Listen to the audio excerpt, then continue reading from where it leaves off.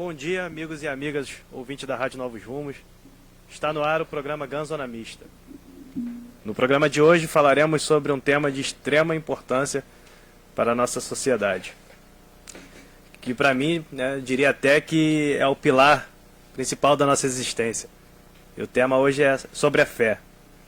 Para estar falando conosco sobre esse assunto, trouxemos aqui um amigo corajoso, que se dispôs a tirar todas as nossas dúvidas relativas a isso.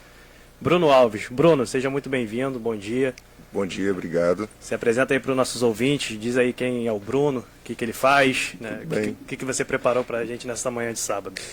Bom, me chamo Bruno Alves, Depinho, conhecido como Bruno Alves, sou marido da Amanda Furtado Nunes, pai do Ravi, bacharel em teologia, tenho nível superior em gestão pública, estou concluindo esse ano faculdade também de história e estou fazendo pós-graduação em teologia pública.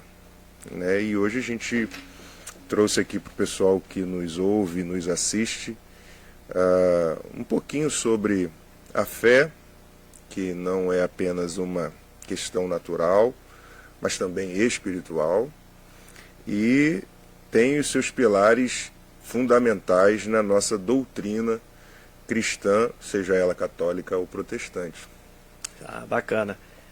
Então, assim, a fé, eu vejo que, pelo menos para mim, na minha concepção, é algo que norteia, a nossa vida. Sim. Que nos dá direção, nos dá sabedoria e tudo mais.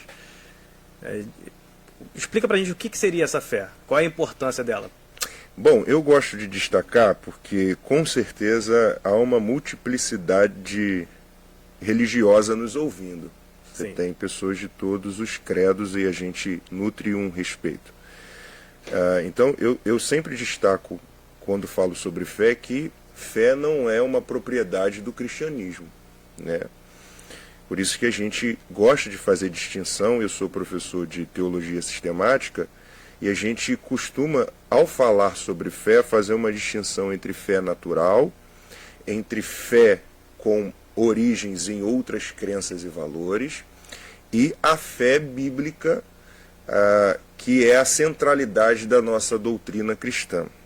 Então, quando a gente fala de fé natural, a gente fala de esperança, expectativa, objetividade, e tudo isso carrega consigo persistência, resiliência, é ter um endereço e nem sempre ter a rota, ter o objetivo e nem sempre ter uma rota certa para esse objetivo.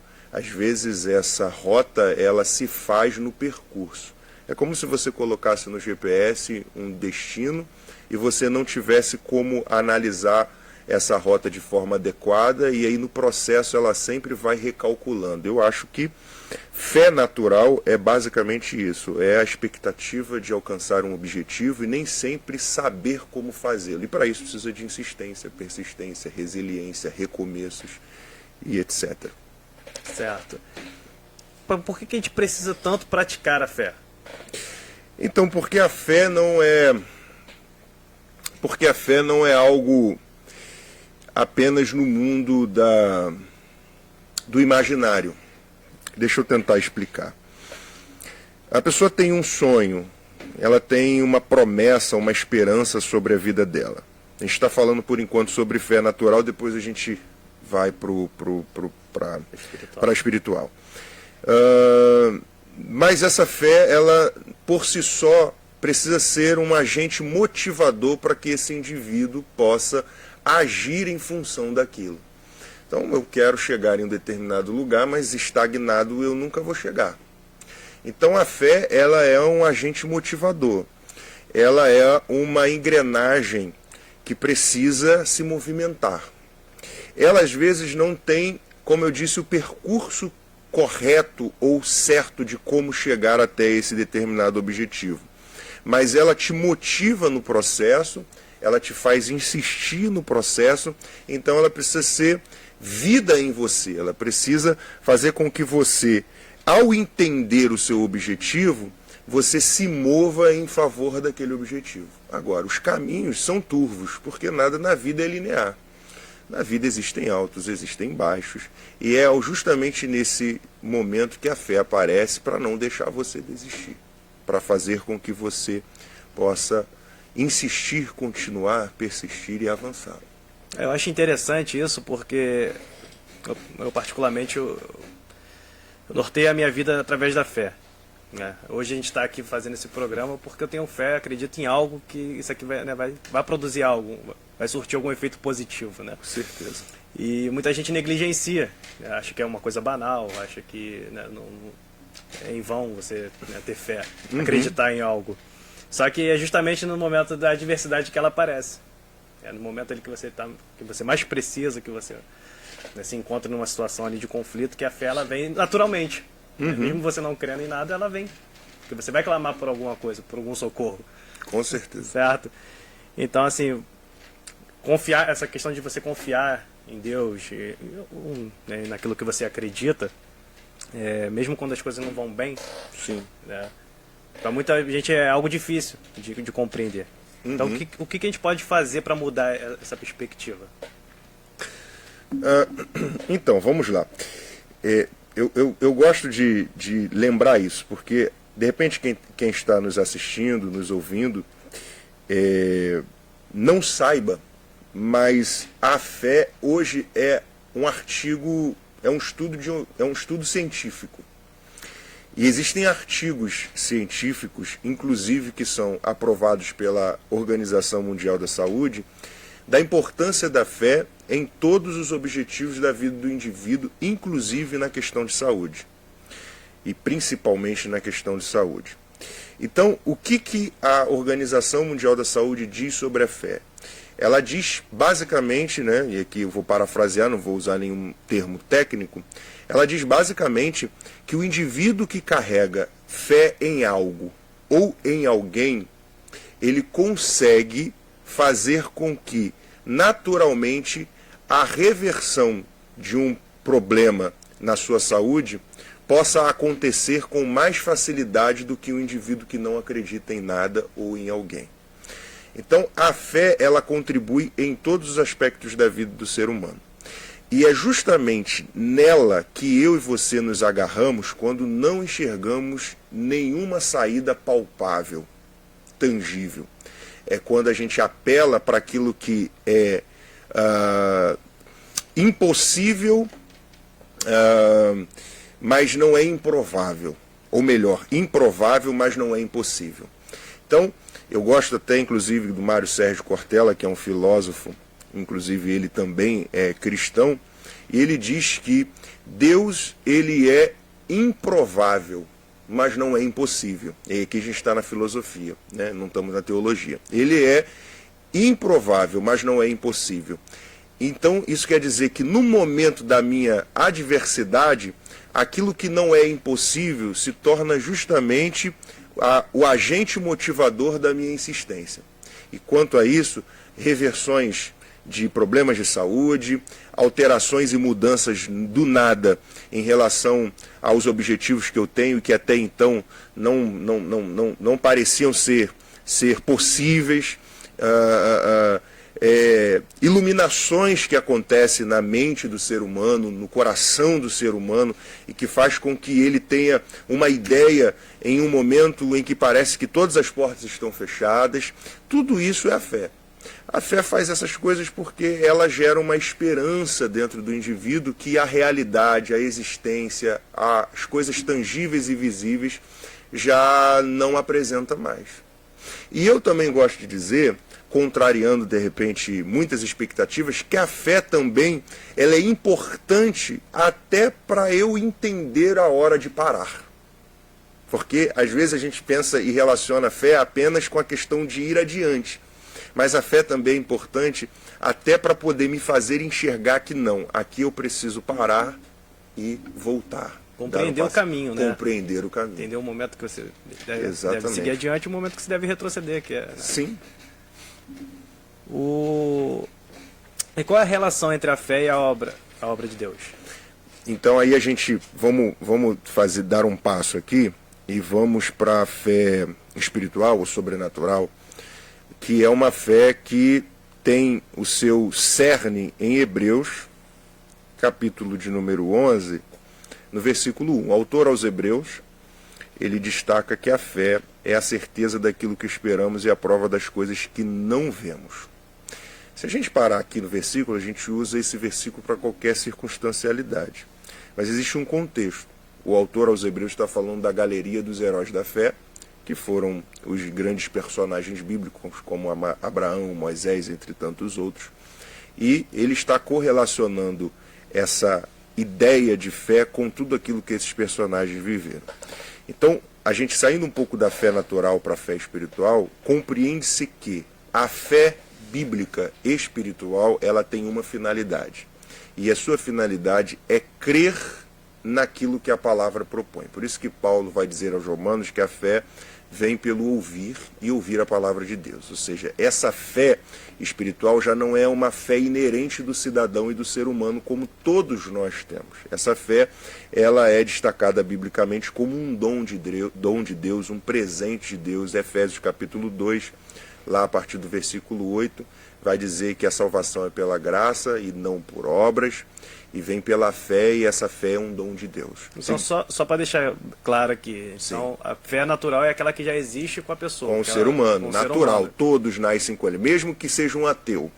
Ele ainda assim carrega consigo a fé em alguma coisa, seja na ciência, e aqui eu não estou sendo irônico, estou sendo nem taxativo, estou sendo aqui apenas exato no fato de que eu creio na ciência, eu não creio em Deus. Ok, então a ciência diz para mim isso, isso, isso. E como eu acredito na ciência por questões comprovadas, observadas, então eu faço daquilo ali o meu caminho de esperança para que eu possa solucionar as minhas situações, circunstâncias, os meus problemas, a minha vida.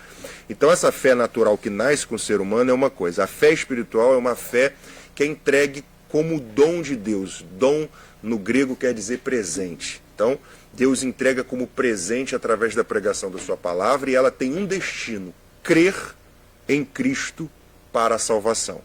Disto, é óbvio que aqui a gente não vai dirimir isso, mas disto nasce uma das principais doutrinas da nossa fé protestante, que chama-se justificação pela fé. Ou seja, a fé é suficiente para a minha salvação.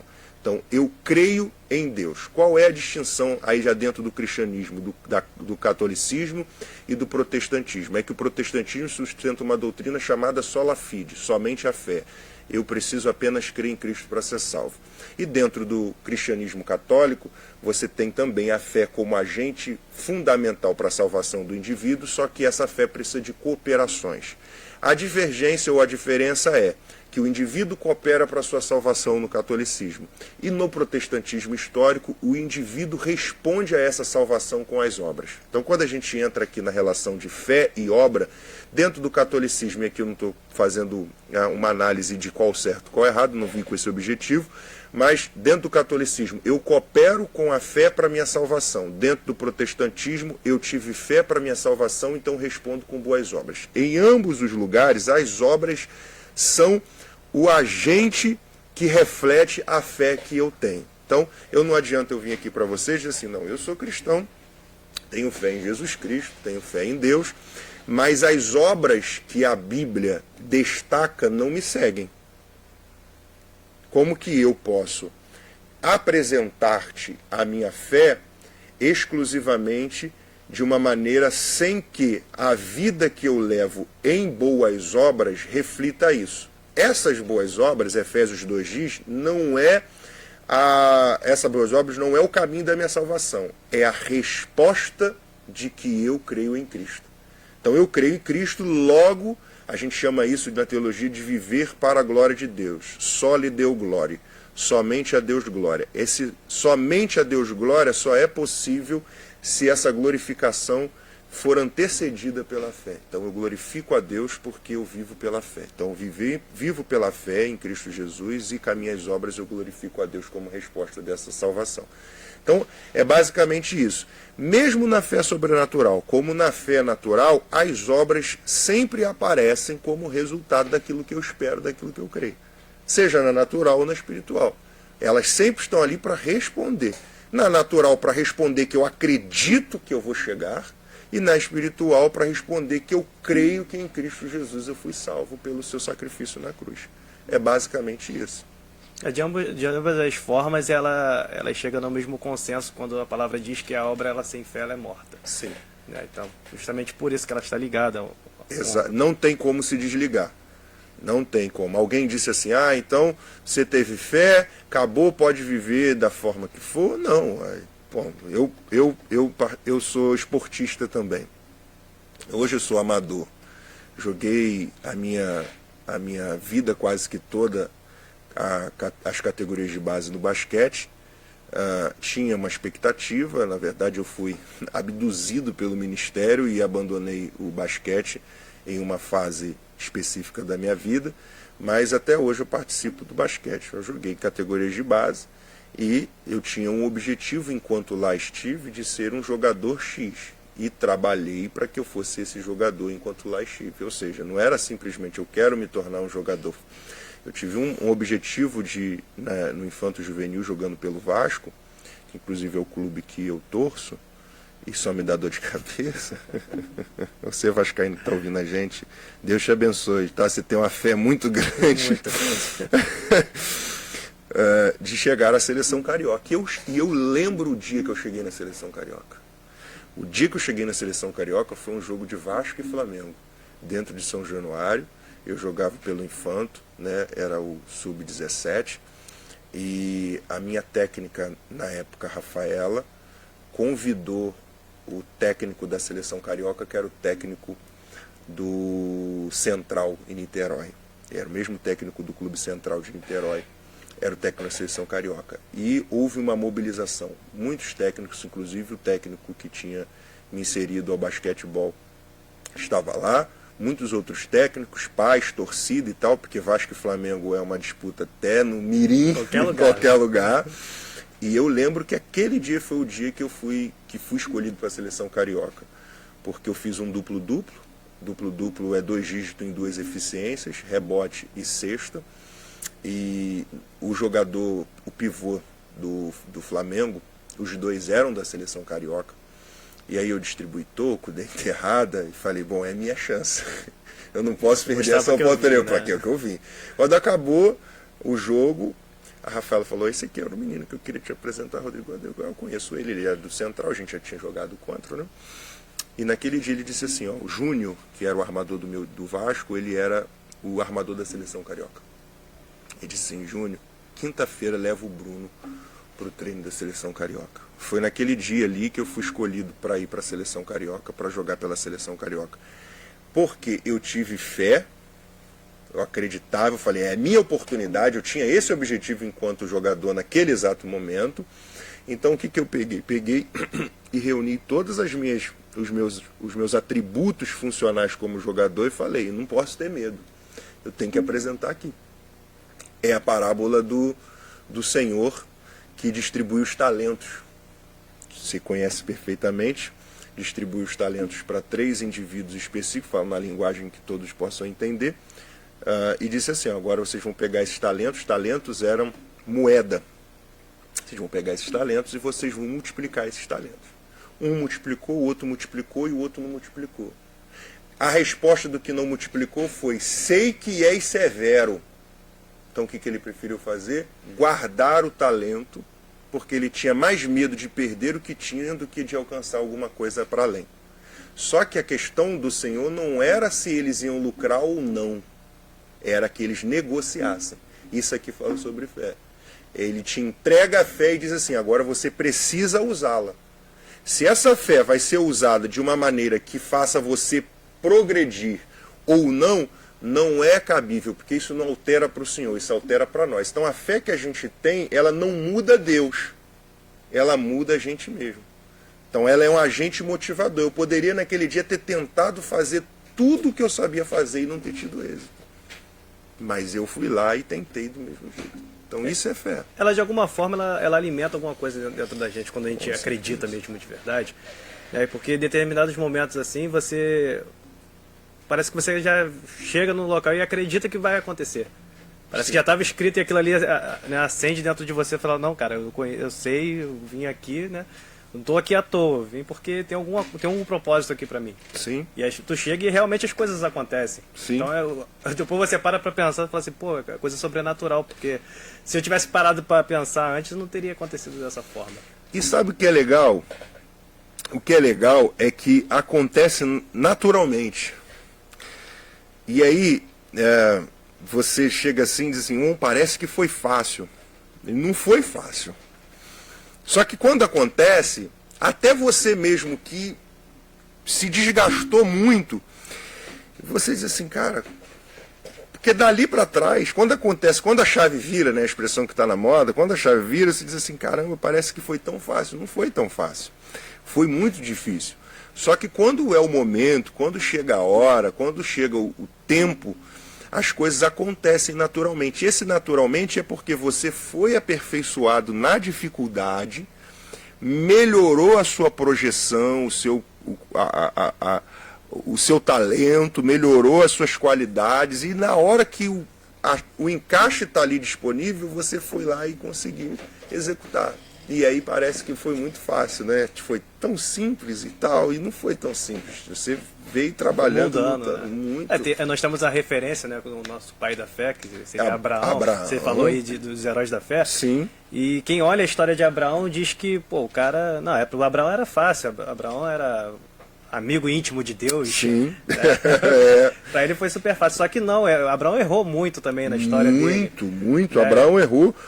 Errou no início, errou no processo, e graças a Deus no final, ainda assim errando também, ele chegou, ele alcançou.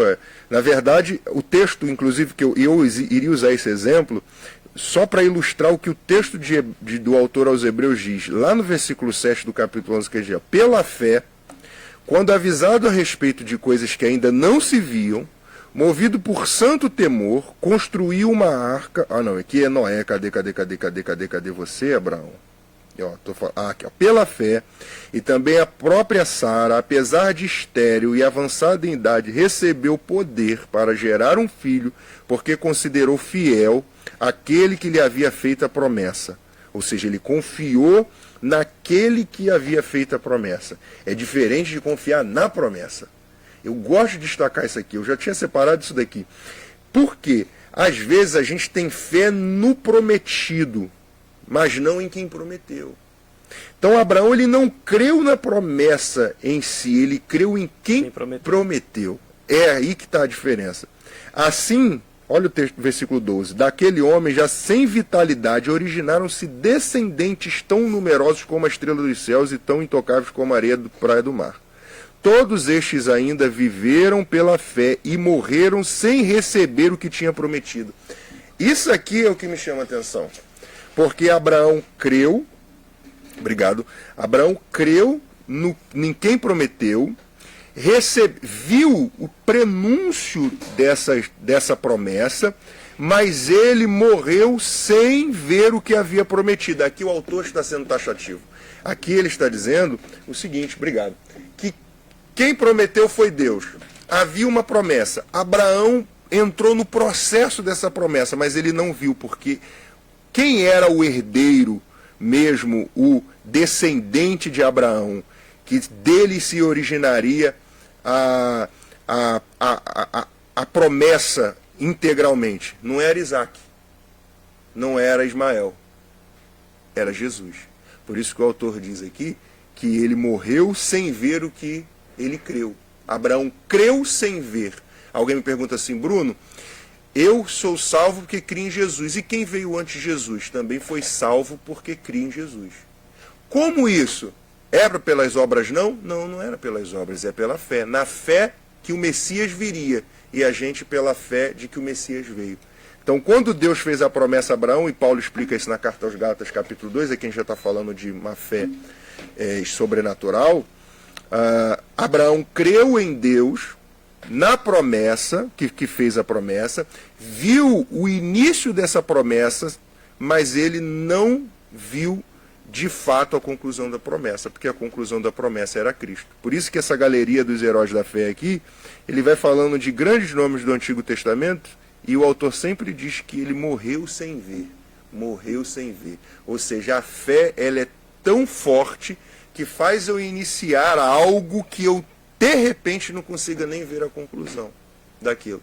Aí, se você trazer isso para o mundo natural, é só a gente ver os grandes feitos na história, seja ela do esporte ou não, o indivíduo que inicia algo extraordinário e aquilo se expande para além dele, porque não tem um fim nele.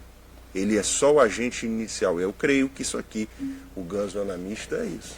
É algo que vai para além dos nomes responsáveis, que vai atingir outras esferas, outras pessoas, e vai haver uma soma de pessoas importantes que vão cooperar ainda mais com o programa de vocês. Verdade. E aí você falou sobre voltando aqui ao assunto dos heróis da fé. A gente pensa que louco, né? Se colocar nos dias atuais, vai pensar assim, pô, Abraão entregou o filho da promessa a Deus porque ele cria, né? Ele creu que, né, a pessoa que pediu, vamos botar no nosso linguajar aqui, a pessoa que pediu a ele, né, me entregue seu filho, e ele foi lá, e colocou no altar. Se a gente botar hoje, quem faria isso? É uma loucura. É uma loucura. Sempre quis e agora que você tem que devolver. Tem que devolver. E você vê Abraão, como você disse dos erros de Abraão, a Bíblia é muito legal porque a Bíblia não esconde os erros dos seus heróis. Abraão errou no começo. Deus disse para Abraão assim, Abraão, né? Sai da sua terra e da sua parentela e vai para a terra que eu vou te mostrar. Então Deus tem uma promessa para Abraão, não disse onde que era, disse assim, só sai. É um GPS sem rota, né? Definida. Abraão me faz o quê? Leva os seus parentes. Leva Ló, né? E Ló não é o primeiro problema. Não se espante o que eu vou dizer. O primeiro problema é ele ter levado o pai dele, Terá. Por quê? Vamos lá, eles eram pagãos, dentro da perspectiva judaica, né, e cristã. Eles eram pagãos, eles eram politeístas, acreditavam em diversos deuses. Um Deus desconhecido da cultura religiosa dele, aparece para eles assim, sai da sua terra e da tua parentela. Abraão, ele tinha irmãos. Um irmão se chamava Naor e outro se chamava Arã. Antes deles saírem, Arã, que era inclusive o pai de Ló, morreu. Arã. Só sobrou Naor e Abraão. Naor não sai, Naor fica lá na terra dos caldeus. Arã havia morrido, pai de Ló. Por isso que Ló fica sob responsabilidade de Abraão. Então Abraão é quem cuida de Ló, porque Arã morreu. Arã é filho de Terá. Quando Abraão sai e leva Terá, Deus mandou sair sozinho. Só que sair sozinho é muito estranho, porque dentro da perspectiva familiar bíblica naqueles dias, eles viviam de forma tribal. Então família era tribo, família não era macho, fêmea e prole. Não, era tribal. Deus diz assim, sai da sua parentela. Deus está dando uma ordem para ele sair daquele vínculo tribal e ir para um lugar que ele não sabia. Só que ele leva o pai. Quando ele leva o pai, olha só na geografia bíblica, da terra que ele estava até Canaã, onde ele chega, que é a terra prometida, no meio do percurso tem uma terra chamada Arã. Arã era o nome do filho de Terá que morreu, do irmão de Abraão. Quando eles chegam em Arã e para, Terá decide parar. Terá diz assim, não saio daqui. Como que não sai? Se Abraão deixa Terá em Ur dos Caldeus, Terá tinha Naor, que era o irmão dele, e ficou. Terá, que já era velho, ficaria sob responsabilidade do filho Naor. Só que agora, como ele decidiu levar e Deus não mandou levar, quando chega na terra Arã, que é no meio do percurso, Terá decide parar. E se Abraão abandona Terá, Abraão é irresponsável. Ninguém mandou ele levar. Já que ele levou quem não deveria, agora tem que parar junto com quem parou. Essa é a questão de quando Deus também faz uma promessa, a gente tem fé pela promessa e Deus diz assim, só que cumpre desse jeito, e a gente cumpre do jeito que a gente quer. O que acontece no meio do caminho? A gente para. Por que parou? Porque provavelmente, hipoteticamente, uma questão lógica, né, que eu estou fazendo uma inferência no texto bíblico, o texto não destaca isso, mas é uma compreensão, chama-se hermenêutica, uma interpretação do todo ali, Terá parou por quê? Porque a terra tinha o nome do filho que morreu. E como Terá ainda não estava desprendido de quem tinha partido, Terá decidiu parar. E Abraão é obrigado a parar com seu pai porque alguém parou. Alguém parou porque estava com o seu emocional preso ao passado. Então, às vezes, a gente tem fé para avançar, mas como a gente não faz o que Deus mandou, a gente acaba parando no meio do percurso até que a gente se desprenda de questões do nosso passado que ainda nos aprisiona.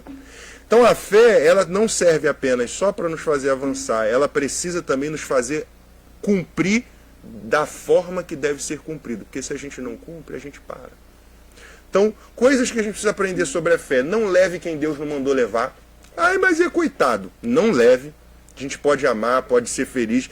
Essa pessoa vai ser muito melhor tratada ficando onde Deus não mandou deixar ficar. Ele levou. Depois que ele levou, quem que foi junto com ele? Olha só, já teve o primeiro problema, Ló. O primeiro problema dele não foi com Ló, o primeiro problema foi com o próprio pai. Porque o pai podia ter ficado, e Abraão teve que esperar o pai morrer para continuar o percurso. Olha quanto tempo a promessa foi atrasada, né? Na visão do homem. Deus é soberano. Deus sabia de tudo isso. Só que olha quanto tempo ela ficou atrasada. Tem coisas que na nossa vida está atrasada porque a gente não obedeceu do jeito que era para obedecer, apesar de termos de alguma maneira obedecido. É meio complexo porque se a gente fizer uma análise, por exemplo, de Ló, né, com Abraão, ele queria tanto ter um filho, né? Era o sonho dele ter um filho. Isso se a gente trouxer para o nosso mundo, nos nossos dias atuais, também acontece. A pessoa que não consegue ter filho, adota um sobrinho, adota alguém para poder morar com ele. Sim. E também o Abraão, nessa perspectiva, de repente ele levou Ló porque ele sentia como se fosse o filho dele. Ló era órfão, né? Era órfão. E ele falou assim, não, já que eu não tenho o meu filho, eu vou levar o Ló, que vai ser como... Essa é a questão toda. É que a gente é ser humano. E temos lacunas do nosso emocional abertos. Sempre vai ter. É alguém que não teve um pai como deveria ter. É alguém que não teve filho, não podia ter filho. E aí a gente vai naturalmente, às vezes, de boa vontade. Abraão não fez aquilo querendo ser mal, sabe? De boa vontade, a gente quer fazer as coisas para preencher as lacunas abertas da nossa existência.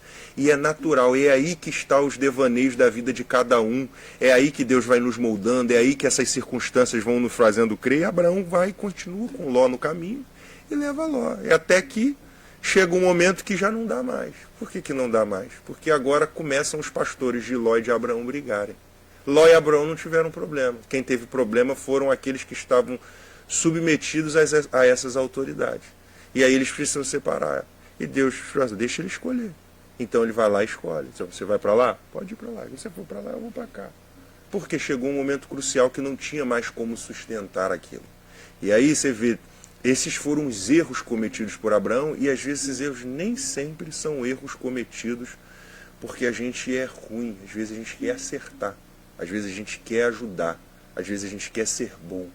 E aí a gente acaba trazendo conosco algumas questões que a gente não precisava passar, mas a gente passou porque a gente não obedeceu como deveria. E depois Abraão erra de novo.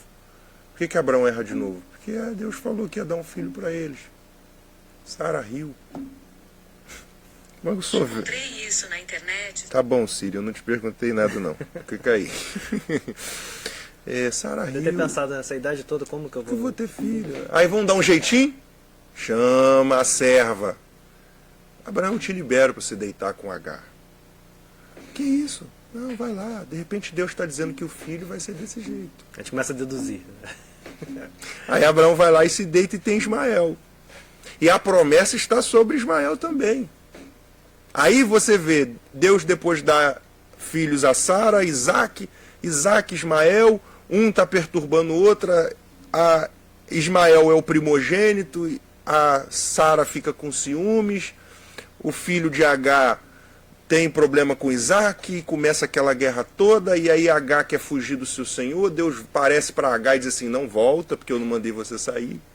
Aí Agar tem que voltar tudo de novo, e depois da perspectiva de paternidade, Abraão erra de novo, que Abraão despede elas para ir para um deserto. Que pai é esse? Por isso que Deus falou, me entrega a Isaac, seu único filho, a quem tu amas. Porque para Abraão, o filho dele de fato era Isaac. Quem ele amava era Isaac. Ele amava Isaac. E Ismael ele se despediu com a mãe dele de qualquer jeito. aí ele erra como pai. Porque ele traz um problema para si e não aguenta a pressão dentro de casa para lidar com o próprio problema que ele causou e que ele deveria ter pulso para dizer que não. Não, minha esposa pediu, ela pediu, ele fez, ela depois foi quem disse que não queria mais e ele foi lá e deixou de ser pai porque ele trouxe um problema para ele mesmo. Então na vida, esse é um retrato da nossa vida. A gente às vezes traz problema para a gente mesmo, a gente faz as escolhas erradas, só que a fé continua sendo o agente motivador para a gente ir organizando as rotas, para a gente ir recalculando elas, para a gente ir ajustando no percurso, para a gente ir mudando o que precisa ser mudado. E essa fé, seja ela sobrenatural ou seja ela natural, ela é importante. Tão importante que a ciência estuda isso hoje. Hoje não. Desde a década de 80, a fé vem sendo estudada e incorporada em artigos científicos na cooperação com a sobrevivência e com a saúde dos indivíduos. Então, já não é mais um artigo abstrato. Fé e ciência já não são mais moedas de lados opostos, né? Fé e ciência já estão sendo trabalhadas em concomitante às suas importâncias na vida do ser humano. Bacana. É muito bom a gente ressaltar, né, a importância disso, porque, como a gente falou, isso se aplica no nosso dia a dia, na nossa existência, no nosso futuro. Então, trabalhar a questão da fé ela é muito importante. Hoje a gente tem um movimento que muitas pessoas, né, não deixam de acreditar. Eu não quero acreditar em Deus, eu não quero acreditar, acho que Deus não existe. Então, assim, começa a se apegar a outras coisas. E isso é algo que vem, né, no mundo inteiro. Sim. Não é uma realidade só nossa. E como que a gente consegue se apegar à fé de verdade? Assim, pô, eu não acredito, eu não creio em nada. Como é que a gente consegue elucidar para uma pessoa dessa a importância da fé? Então, bom, aí... né, eu vou querendo ou não puxar não puxar a sardinha, né, como a gente diz.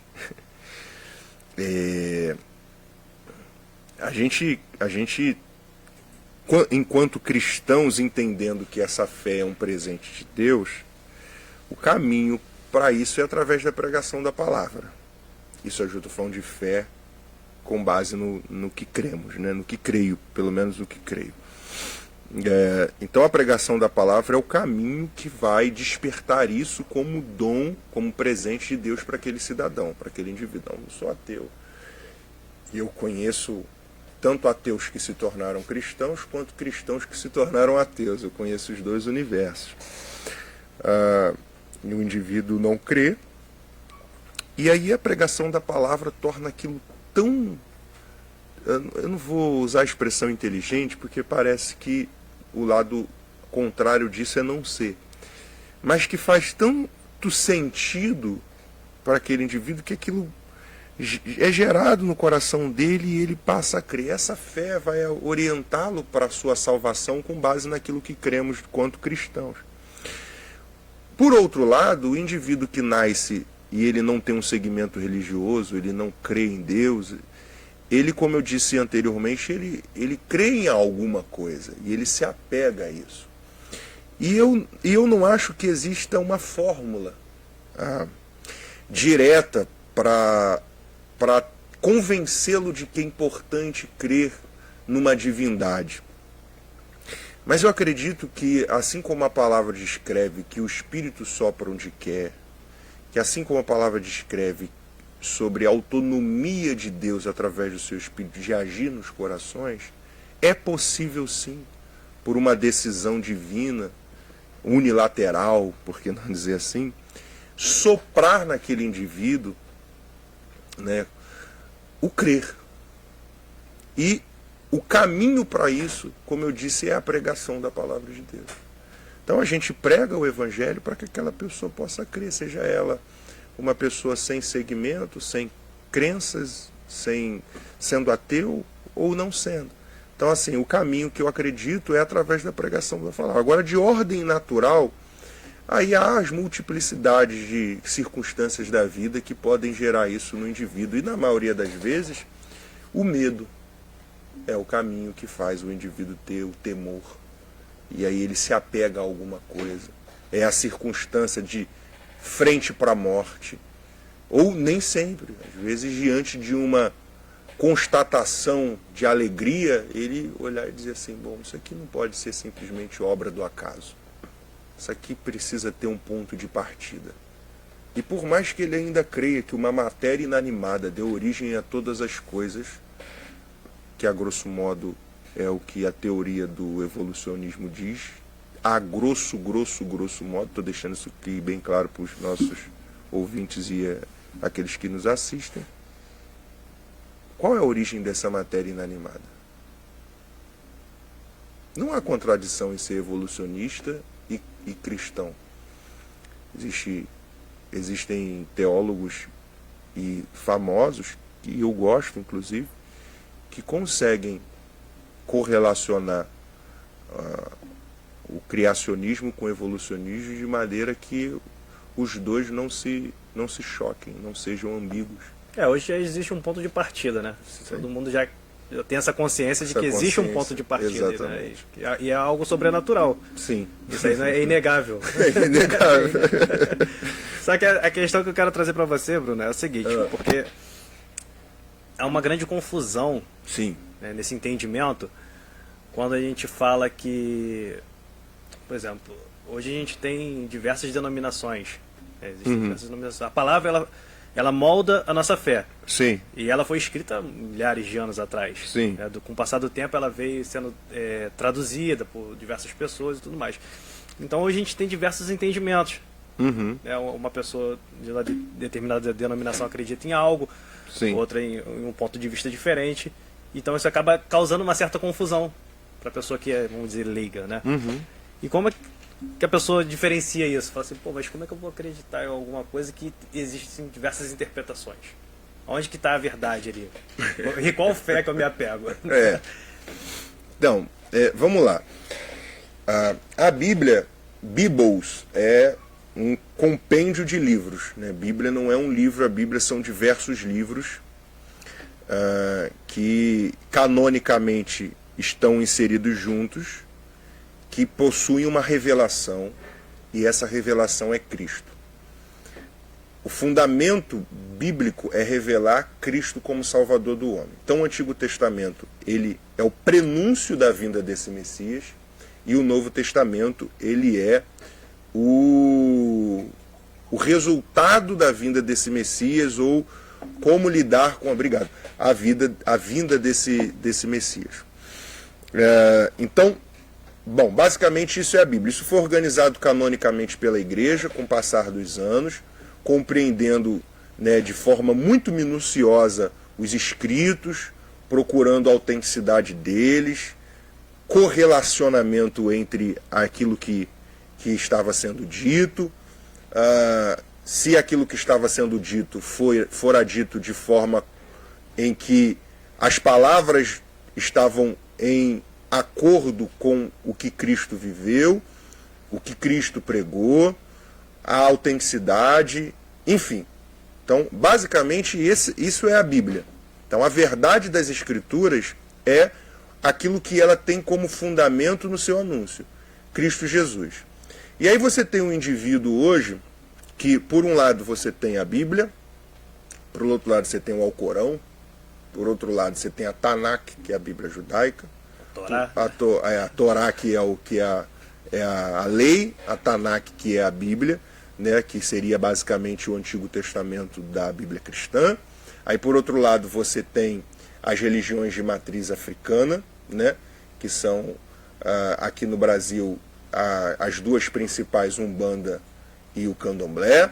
Aí você tem o espiritismo de ordem kardecista e os outros espiritismos também de outras ordens. Enfim, você tem um monte, um monte. Isso aqui são assim, estou falando dos principais, porque você tem o hinduísmo, e um hindu que não é tão forte aqui como essas outras religiões, você tem o budismo, você tem, enfim, você tem o Hare Krishna, você tem o Testemunho de Jeová, as seitas, enfim, você tem tudo isso. E aí você tem um cara que diz assim, cara, no que eu vou crer? Primeiro, opinião Bruno Alves, esse crer não é Pode ser? Pode. Mas ele não é um caminho feito por uma análise historiográfica, escriturística, filosófica e científica. O indivíduo ele não vai fazer, pelo menos não o brasileiro, ele não vai fazer, deixa eu estudar todas as religiões aqui, deixa eu ver qual é a religião. Não é por aí. Geralmente ele crê a partir de uma identificação com a sua demanda pessoal, na maioria das vezes. Então ele diz assim, eu tenho uma necessidade. E quando essa necessidade é suprida, então eu entendo que aquela é a religião. Então o crer, pelo menos do brasileiro, a partir de uma análise antropológica e sociológica, o crer do brasileiro é assim, tô doente. Quem me cura? Estou enfermo, quem me cura? Desempregado, quem me cura? Quem me dá uma porta de emprego? Então, geralmente, a relação do brasileiro com o crer está na sua demanda. E Deus, apesar de ter um caminho a partir da fé cristã, de que a fé nele não tem como fundamento a cura, a porta de emprego, mas a salvação do homem, ele não deixa de atender essas demandas, porque essas demandas é um caminho para que o indivíduo conheça na sua finalidade. Então o indivíduo recebe, em alguns casos, nem sempre, a sua demanda é respondida e a partir da resposta à sua demanda ele entende que Deus é o Senhor e Salvador da vida dele. Agora, essa demanda pode ser atendida por outras religiões. Então, aí eu vou criar uma certa polêmica. Bom, eu sabia que isso ia chegar. Não, porque será que isso também não teria culpa? Uma parcela de culpa das próprias igrejas? Claro que pregam isso mais do que a salvação. Que prega a prosperidade, que pregam coisas que seriam segundo plano, mas colocam como primeiro. Por isso que a Bíblia diz que essas coisas não é para o salvo, é para o incrédulo. Quando Jesus operava os seus milagres, ele não operava os seus milagres com a finalidade em si mesmo. Por isso que ele terminava dizendo, vai, a tua fé te curou, a tua fé te salvou. E o texto sempre termina, e seguiu a Jesus pelo caminho, e creu nele.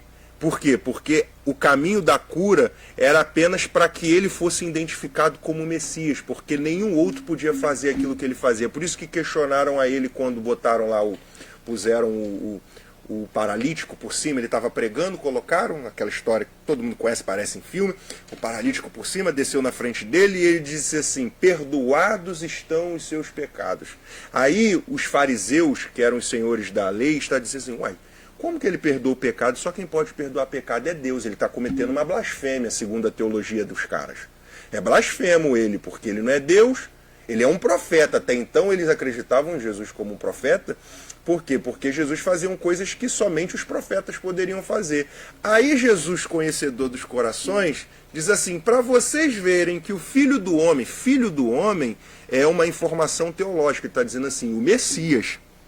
Para que vocês saibam que o Messias, ele está dizendo de si, não só tem poder para perdoar pecados, eu direi, o que é mais fácil dizer, perdoados são os seus pecados ou levantando? Para vocês entenderem que o Filho do Homem não só tem poder para perdoar pecados, eu lhe digo, levanta e anda.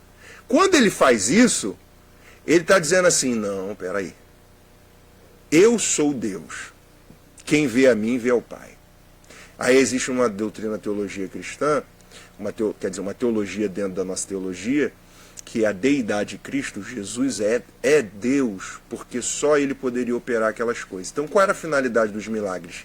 Apresentá-lo como Salvador, porque a finalidade é a salvação, não é a cura. Então as pessoas hoje procuram a Deus para atender uma demanda. Aonde essa demanda for atendida, eu estou dizendo um problema que a igreja ajudou a construir. Aonde for atendida essa demanda, ela fica. Se ela for atendida no candomblé, ela fica. Se ela for atendida na Umbanda, ela fica. Depois dali é que ela cria identificação com aquele segmento religioso. E aí, quando se trata de cristianismo, ela tem a Bíblia como seu manual de fé e prática, ela diz assim, opa, peraí, eu sei que eu recebi a minha bênção aqui, mas calma aí. A Bíblia está dizendo que isso aqui é fé. Aí o Espírito Santo ilumina a vida dela e ela passa a entender que, apesar dela ter chegado ali por aquilo ali não é o objetivo da fé dela. O objetivo da fé dela é ainda que ela doente permaneça crendo. ainda que ela é enferma, sem porta, ela crê porque Cristo já operou a sua obra na cruz do Calvário para a salvação dela. Então eu estou plenamente satisfeito em Jesus, naquilo que ele fez por mim no Calvário. Se a porta não abrir, se a bênção não chegar, a doença não for curada, eu estou satisfeito. Paulo disse na carta aos Filipenses, lá no capítulo de número 2, a partir do versículo de número 19, que a nossa pátria não é terrena.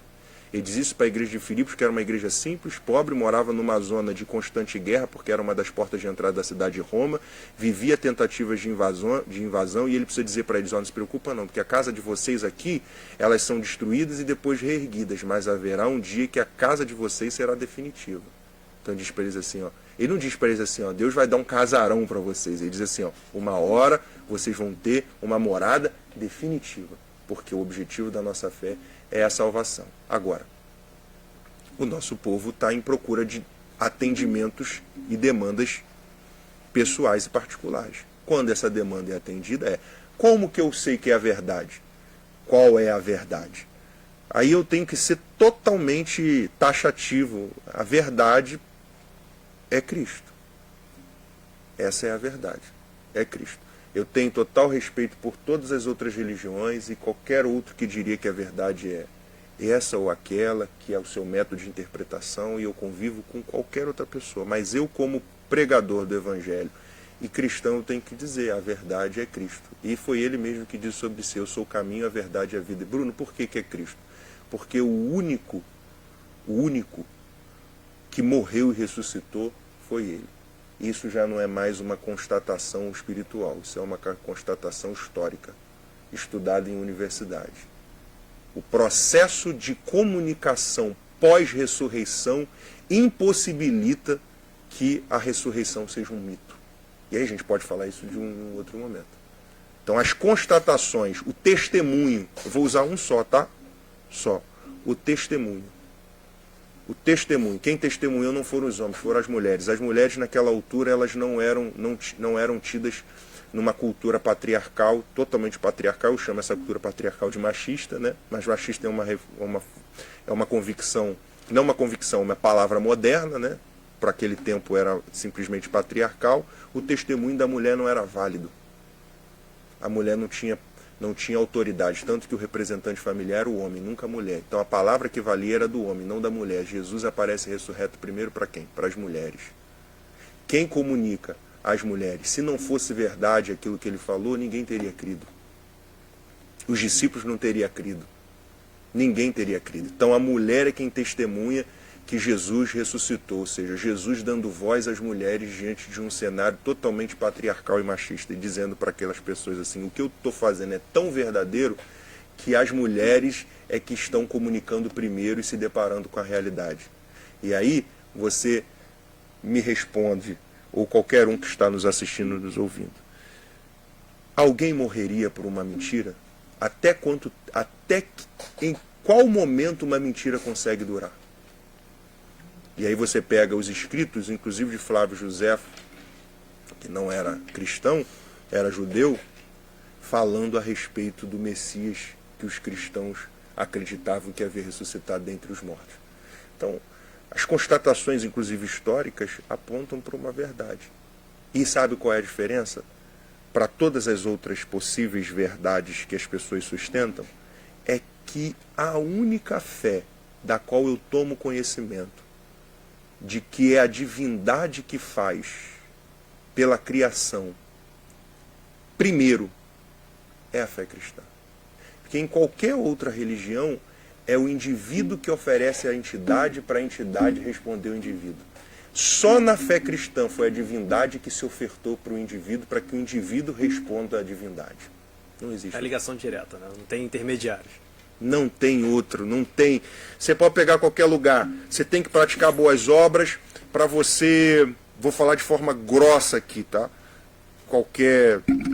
Eu aceito qualquer tipo de crítica, mas de forma grossa. Se qualquer outro lugar você faz boas obras para você aperfeiçoar o seu espírito para reencarnar melhor. Eu pratico para ter a resposta. Eu entrego àquela determinada divindade uma oferta para ter daquela divindade uma resposta, uma bênção, um amor, alguma coisa. Você encontra isso em diversas religiões. Eu faço alguma coisa para receber alguma coisa. Só na fé cristã foi o Deus que servimos que se entregou como Salvador da nossa vida para a gente responder a Ele com a vida para a glória dele. Só nessa fé que a gente começa a pregação dizendo assim, ó, Ele morreu por você. A gente não começa a pregação dizendo assim, ó, se você ofertar isso aqui, você vai ter isso aqui. Isso não quer dizer que existem igrejas corruptas que fazem, igrejas que abandonaram, inclusive, o cerne da reforma protestante do século XVI. Existe um monte aí, os neopentecostais, que sal da terra de não sei do que, ungido, não são seitas. Para nós históricos são seitas, não são igrejas, tá? Não correspondem às verdades da reforma protestante, são seitas para nós, todas elas. Pode pegar todas elas e colocar no mesmo grupo de seitas, não são, porque a nossa fé não começa a pregação dizendo assim, se você dá a oferta X, você vai ganhar isso. Nossa fé começa dizendo assim, ó, Cristo morreu por você para lhe salvar. Essa é a pregação. Essa pregação de que você fizer isso, você encontra em outras religiões. Você oferece isso, você compra essa oferenda aqui, você entrega ali, você pratica isso aqui, você reencarna ali. Essas são as mensagens de outras religiões. A nossa mensagem não é essa. E com isso, eu estou dizendo que a nossa mensagem é a verdade. Eu não estou dizendo que a nossa religião é a melhor. Então deixa eu distinguir isso aqui para quem está nos ouvindo, que de repente é de uma outra vertente religiosa diferente da nossa. Eu não estou dizendo que a minha religião é a melhor. Estou dizendo que a minha fé é a verdadeira. Assim como esse indivíduo vai também dizer, não, a minha que é a verdadeira. É um paradigma, né? Isso. É interessante porque se a gente olhar e ver que, né, pegando o texto na Bíblia, ele fala que do pó viemos, do pó ao pó voltaremos. Sim. Então, se você parar para analisar, o que hoje a gente precisa, né? Lógico, hoje eu preciso da minha saúde, preciso de um emprego, preciso de um carro, preciso, né, de coisas materiais, coisas que são necessárias para o nosso dia a dia. Mas qual é o plano? Se você pegar em toda a história, as pessoas nasceram, as pessoas construíram algo e as pessoas morreram. Então não existe uma pessoa que, eu vou ter saúde para sempre, eu vou ter aquilo. Não, isso vai acabar. A gente vai chegar em um determinado momento que vai acabar o nosso tempo e a gente vai para um outro plano. Então, se a gente tem essa certeza que a gente vai para outro plano, por que a gente não busca o que é necessário, que é a salvação? Aí vem um movimento migratório, porque a pessoa vai para uma religião, tentar se encontrar, ela não se encontra, vai para outra, vai para outra, vai para outra. Até chega um momento que ela fala assim, não, pronto, agora eu não acredito mais em nada. Porque nada supre a minha necessidade. E põe na conta de Deus. Aí eu chamo isso de irresponsabilidade dos anunciantes, dos pregadores. Porque essa pessoa no final não se frustra com a minha religião, nem com o pregador, com o Bruno pregador, ela se frustra com Deus. Porque a sua demanda não é atendida, ela está em busca de atendimento da sua demanda. É até compreensível. O indivíduo adoece, ele quer ficar bom, ele quer ficar curado. Mas quando ele tem uma fé concreta naquilo que o que é digno e aceitável, né, ele entende que a sua circunstancialidade não norteia a sua vida, mas aquilo que ele crê norteia a sua vida, ainda que ele não receba a cura que ele espera. Então isso, cada vez mais, precisa ser dito. E isso, óbvio nenhum, não é um negacionismo, né, como eu posso dizer, uma filosofia pessimista. Não é. É de saber que eu tenho um lugar. É de saber que eu tenho algo para além disso aqui. E que aqui nessa vida eu vou passar por circunstâncias totalmente indesejadas. Sim, eu vou passar por elas. Eu vou passar por dores. Eu vou passar por situações. A fé me ajuda a atravessar isso ainda que eu não saia disso. É isso que é a fé. Então, assim, esses movimentos migratórios faz com que a pessoa não se sinta contentado. E aí uma percepção particular é de que eu acho que ela vai no lugar que é mais confortável para aquilo que ela quer ouvir. Então, se eu não ouço aqui, eu vou na outra ali. Se eu não ouço ali, eu vou na outra lá. Aí você diz assim, mas por que você ficou? Não, porque minha mãe estava com câncer e ela foi curada nesse lugar aqui. Aí ela se submete a qualquer coisa. Se submete à subserviência, se submete a abusos espirituais, porque existem abusos espirituais. pessoas que se fazem da sua autoridade espiritual, né? Aspas, aspas, aspas, aspas, para usar as pessoas, usar o dinheiro das pessoas, usar e todo tipo de abuso, abuso financeiro, abuso inclusive sexual, porque aquela pessoa se submete a qualquer coisa, porque em nome daquilo ali ela recebeu a bênção que ela queria. Tivemos exemplo de João de Deus, né? Que é... Esse é o exemplo mais clássico e mais horripilante possível. Quantos abusos em nome da fé. E as pessoas se submetiam, porque viam naquilo ali a única esperança delas receberem as suas bênçãos, as suas vitórias e etc. E acontece também dentro do cristianismo. Também acontece dentro da nossa fé, de gente que usurpa a autoridade de Deus, usurpa, entre aspas, Deus não perde sua autoridade, mas se faz valer da autoridade espiritual para abusar de gente que só quer a simplicidade do negócio, sacou? Então, a pessoa diz assim, não vim aqui só para me receber, eu quero só fazer minha bênção, minha vitória, e a pessoa vai usando aquilo ali como um mecanismo de manipulação, como um mecanismo de controle possessivo, com um mecanismo de abusos financeiros, de abuso espiritual, de abuso sexual. E é triste, porque isso aí não tem religião, isso aí está em todo lugar. Para a gente resumir, né, a fé ela não está ligada à religiosidade, não. Está ligada à espiritualidade. Né? Espiritualidade, isso aí, perfeito. Exatamente. A fé não está ligada à religiosidade, porque a religiosidade pode ser antítese da fé. A religiosidade pode me encaixotar de forma que eu não consiga ter fé para além daquele encaixotamento religioso. Perfeito. Pessoal, a gente vai fazer um breve intervalo aqui, 2 minutos, e logo após o intervalo a gente vai falar um pouco sobre a história dos heróis da fé, contar um pouco da história de cada um. Pode ser? Vamos. Fala pessoal, estamos de volta com um segundo bloco aqui da nossa entrevista com o Bruno. Gostaria de agradecer que o pessoal que está participando, está mandando mensagens aqui no nosso chat. Cristiano, a Mônica, Paulo Fani, Pedro Paulo, meu pai está sempre presente nas nossas entrevistas, Leia, Eduarda Souza, Camila, Felipe é também nosso apresentador também, só que não pôde estar aí hoje. Amanda, acho que é Diogo Pettini, Vitor de Souza, tem uma galera. Legal. Uma galera aí antenada com a gente. Então vamos lá, nosso ouvinte aí pediu, cara, que a gente abordasse um assunto aí um pouco quanto polêmico. Então, atendendo a ele aí, vamos fazer um questionamento acerca, como você falou, dos abusos, né, espirituais. E aí a gente entra na questão financeira, né? O que você pode passar pra gente aí em relação a essas igrejas que pregam a prosperidade, né, através da fé, das pessoas que creem, né, naquela determinada religião, e prega que a fé está atrelada a dinheiro, ao dízimo, à oferta, acaba banalizando de certa forma, né, a questão do dízimo e da oferta. Sim. Então, vamos lá. A teologia da prosperidade, ela, no cenário cristão, ela é recente.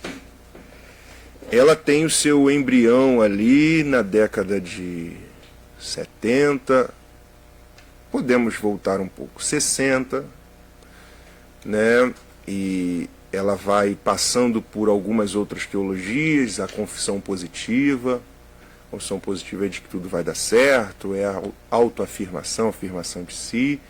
Ela trabalha com outras teologias, teologia da barganha, que na verdade é própria da prosperidade, e ela se consolida sim como uma teologia. Ela não é só uma compreensão irônica daquilo que é pregado. Não foram os algozes da teologia da prosperidade que deram esse nome para a pregação de determinados indivíduos. E ela é abusiva. Ela é abusiva.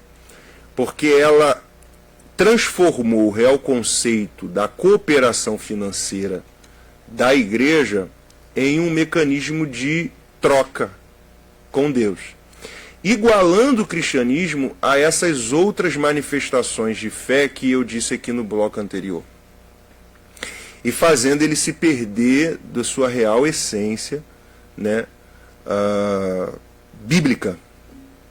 Então, para a gente entender um pouco a participação, para o pessoal que está nos ouvindo e nos assistindo entender, no Antigo Testamento, com a lei de Moisés, algumas coisas foram já deixadas acerca da cooperação. Então, primeiro, eu preciso voltar a 3.000 anos atrás. Então, aproximadamente 3.000 anos atrás, a gente não tinha o trabalho como se tem hoje. Então, você era dono de uma horta, vamos simplificar. Eu era dono de criação de animais, né? Tinha ligado, você tinha horta, o outro, enfim. Era esse o tipo de trabalho que existia.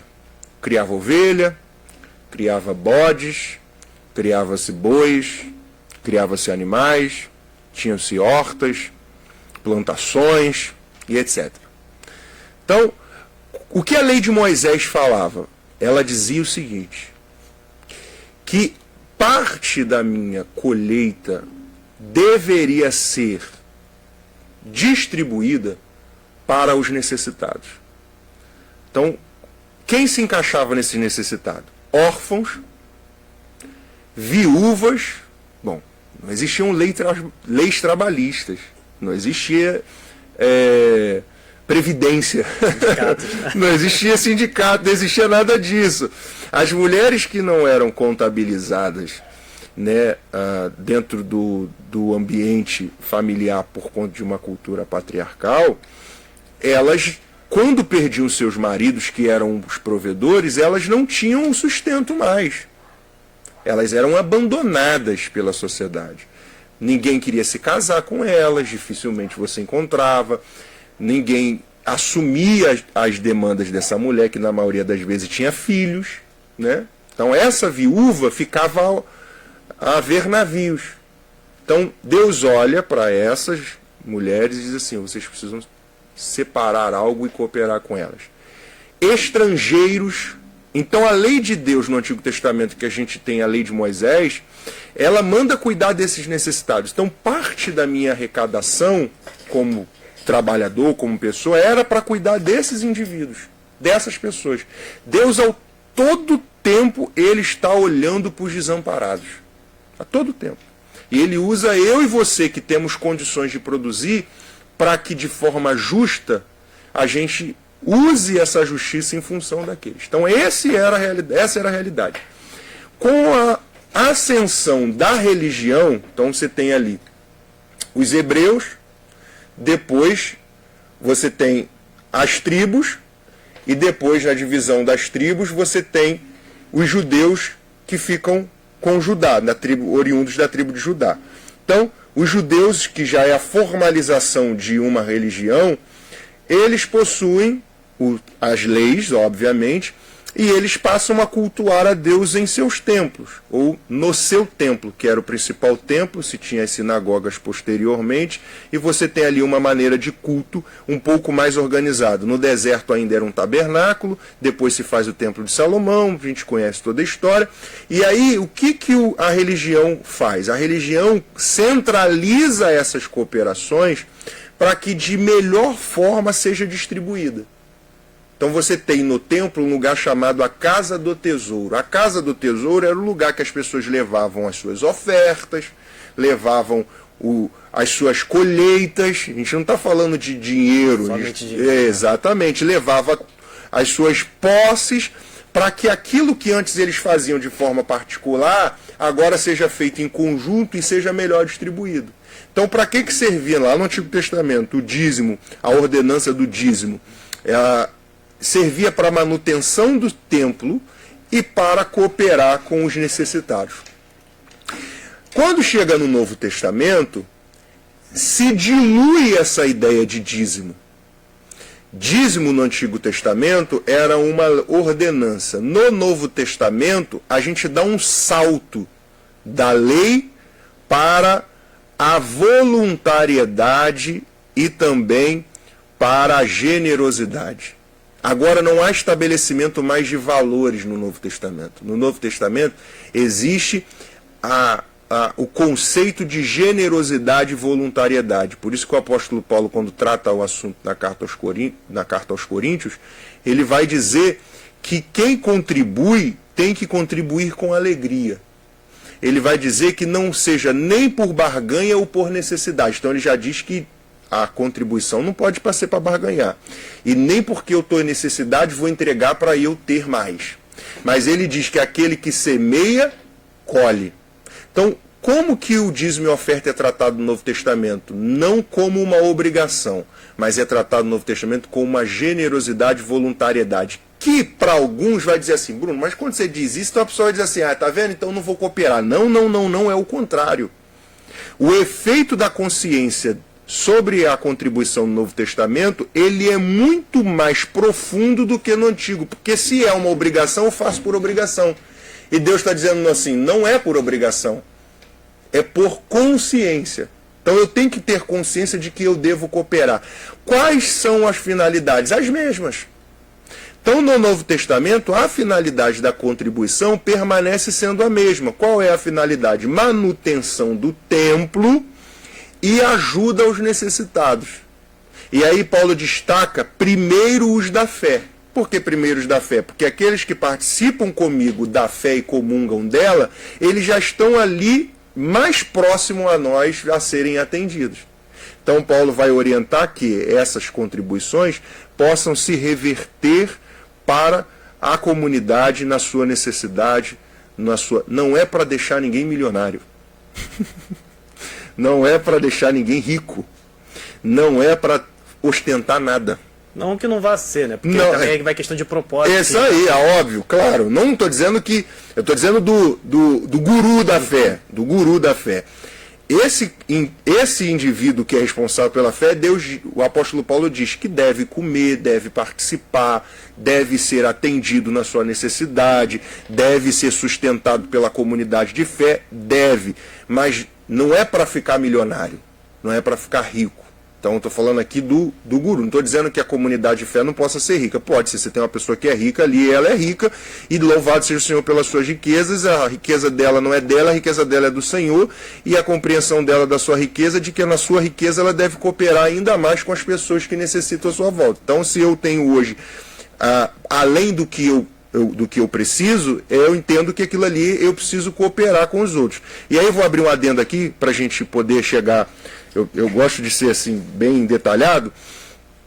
Na lei de Moisés, isso é tão interessante que, se eu tenho uma árvore, vou ilustrar aqui para quem está nos ouvindo. Se eu tinha uma árvore, e eu tenho manga, uma árvore lá, um pé de manga, e a mangueira, né, lá, começa a brotar muitas mangas. A manga que cai do pé não é minha. Na lei de Moisés não é minha. A manga que cai do pé é do órfão, da viúva, do estrangeiro, do necessitado. Por quê? Porque se eu precisasse dela, ela não teria caído, eu teria colhido. Se ela caiu, é porque eu não preciso. Se eu não preciso, eu teria que dar. Na lei era obrigado a dar. Então toda fruta que não fosse colhida e caísse é porque eu não tinha real necessidade dela. Esse mesmo conceito nasce no Novo Testamento, mas não mais como demanda de lei, mas como consciência de participação. Então, no Novo Testamento, eu oro assim: Pai nosso que estás nos céus, santificado seja o teu nome. Venha a nós o teu reino. Seja feita a tua vontade. Assim na terra como no céu. Opa, eu estou pedindo que a vontade de Deus seja estabelecida aqui como ela é feita lá no céu. O pão nosso, eu não oro o pão meu. O pão nosso de cada dia nos dai hoje. Então você que está nos ouvindo, escuta aqui para você nunca mais. Ou você vai parar de orar assim, ou você vai entender o que você está orando. O pão nosso de cada dia nos dai hoje. Opa, eu não estou pedindo pelo meu pão.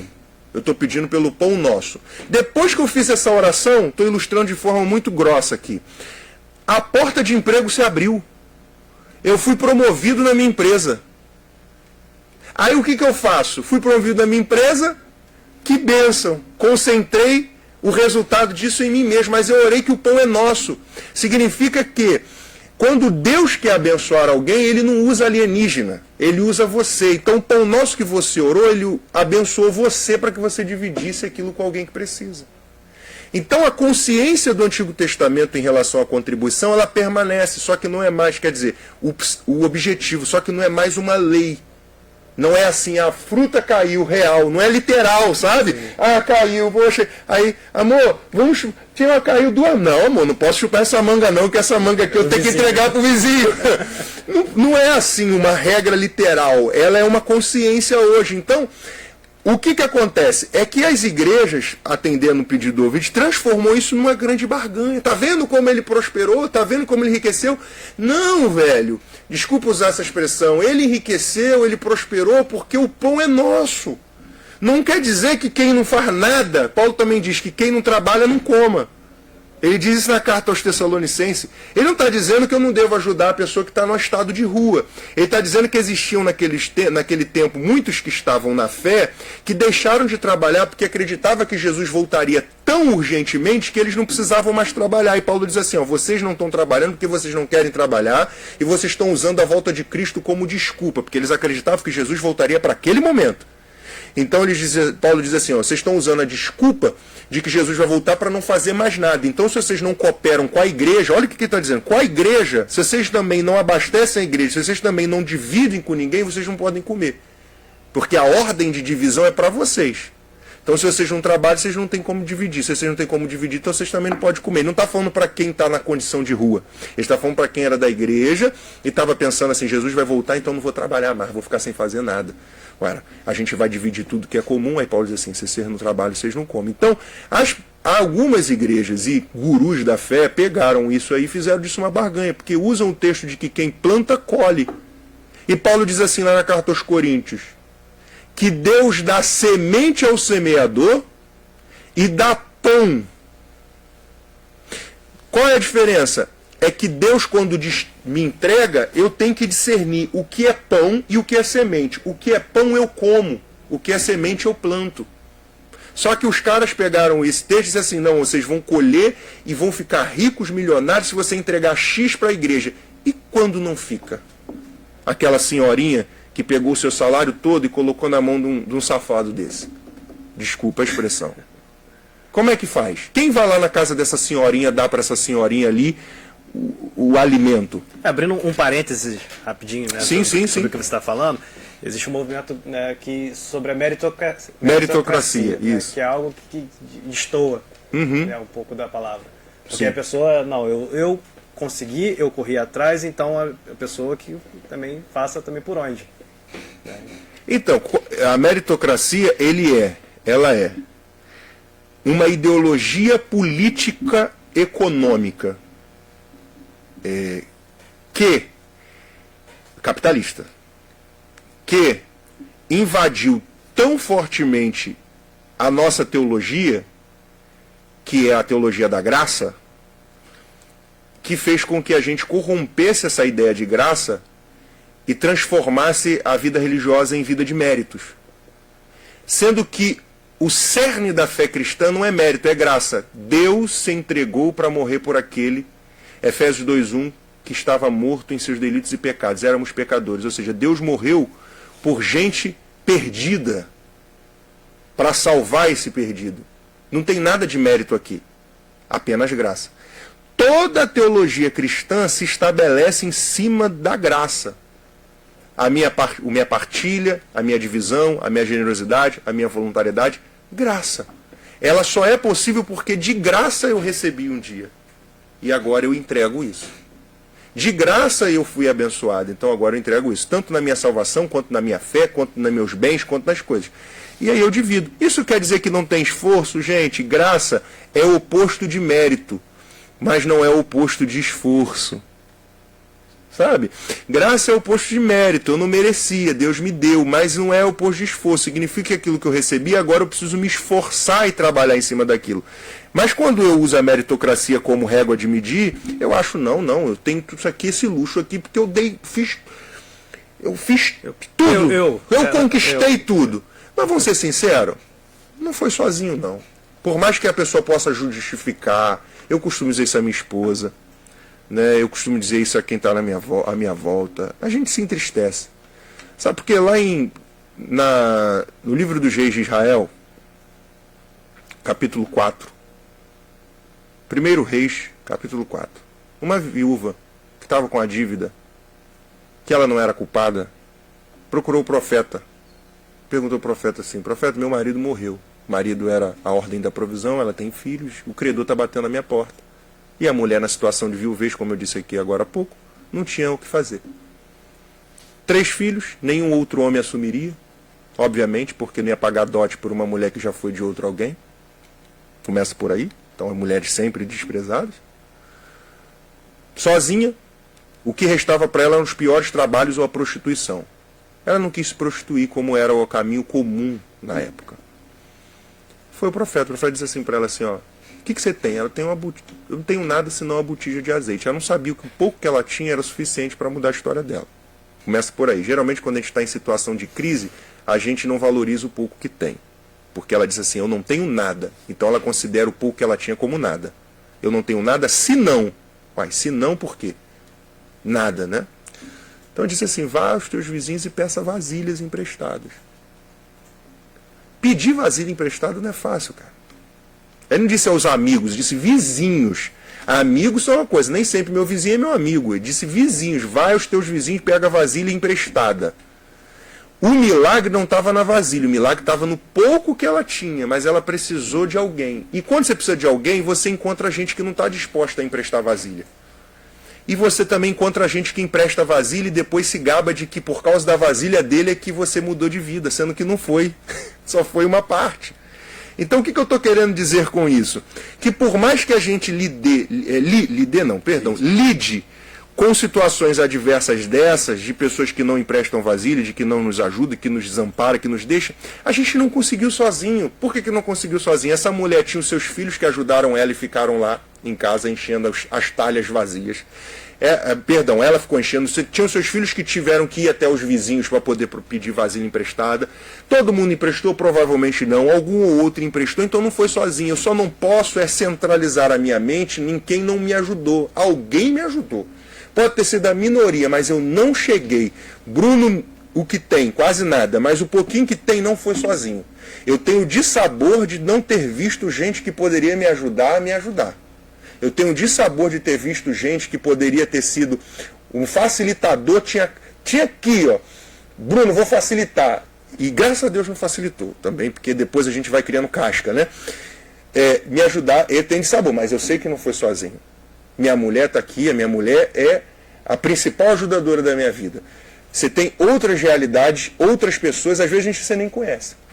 Então essa ideia de meritocracia fez com que as pessoas trabalhassem a barganha, fossem autossuficientes, pelo menos acham que são. Isso invadiu o seio da igreja, aí você tem esses abusos espirituais.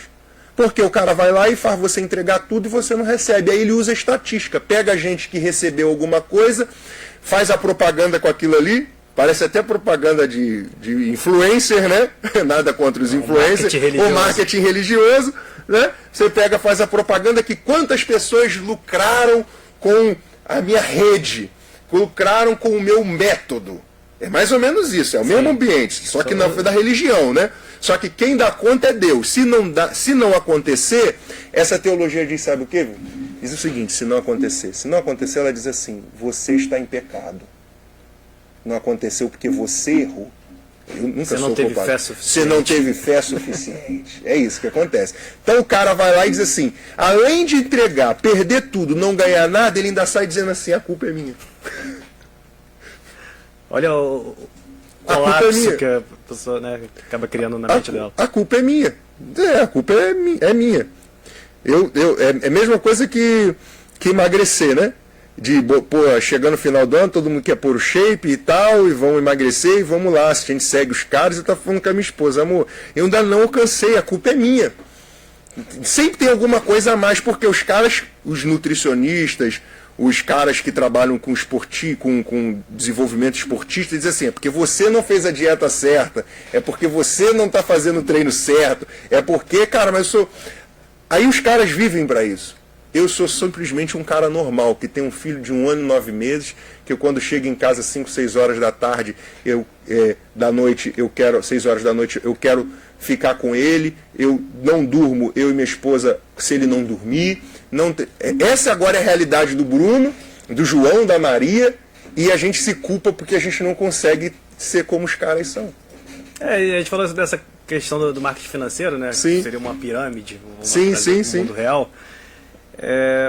Você pega aí, cara, e como é que eu posso dizer? Pra não ficar muito pesado, né? Vamos tentar pegar. A gente tem que tentar encontrar a palavra aqui para não ser cancelado. Sim.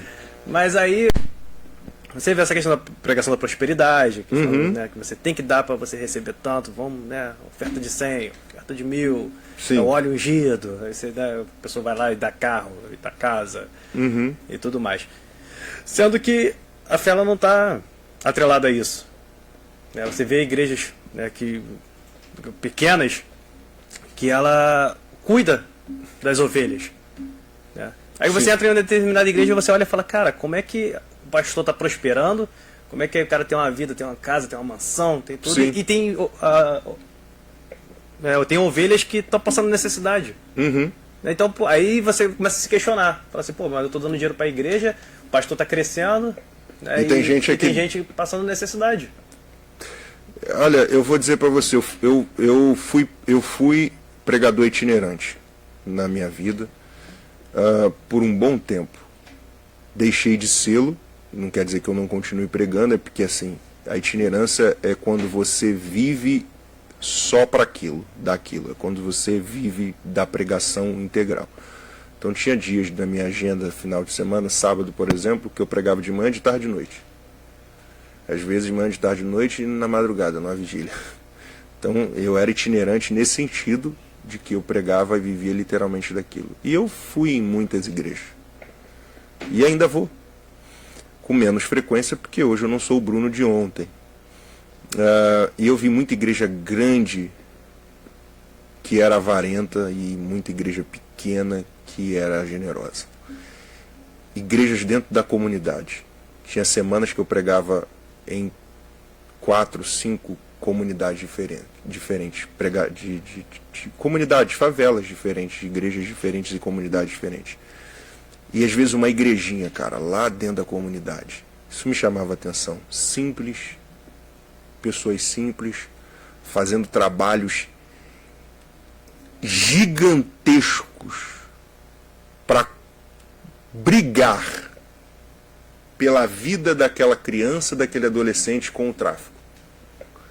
Porque o Estado não chega lá, na maioria das vezes. E quem é o agente de transformação e que disputa com o tráfico de drogas a vida daquela criança ou daquele adolescente? A igreja. E eu vi igrejinhas pequenas fazendo esses trabalhos e sendo generosos e cooperando e participando. E dia de ação social. Isso me deixa tão maravilhado, dia de ação social. Às vezes não tem a teologia mais adequada, o pastor não é um teólogo, sabe? A igreja não é de gente inteligente, a nível de estudo secular.